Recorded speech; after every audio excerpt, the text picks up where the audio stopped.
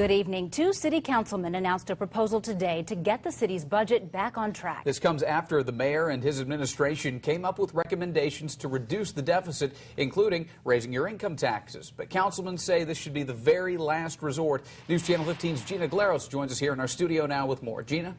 Mark and Heather, the mayor's administration has a plan to reduce our city's budget deficit, but city councilmen say it could mean one of the largest tax increases in Fort Wayne's history, almost $20 million.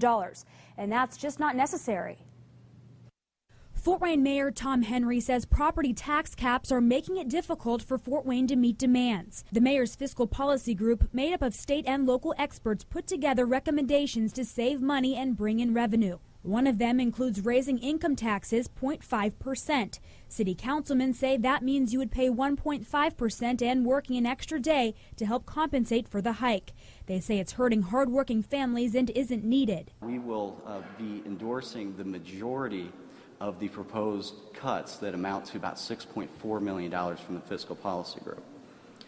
Where we disagree is the need to raise income taxes by $15 million.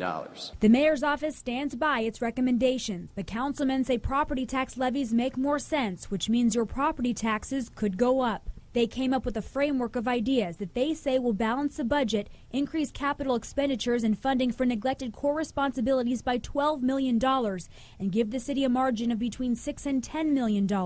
By us enumerating these menu items, we're actually trying to prove one major point, which is we can fix the city's finances at whatever service level the council decides and the mayor decides is appropriate without raising income taxes. The mayor's office says its proposal would add 20 police officers and 15 firefighters. It would also provide funding for annual capital improvements for streets, roads, and park facilities without having to borrow money. They expect a final decision on taxes to be made by next month. In Studio 15, Gina Glaros, News Channel 15.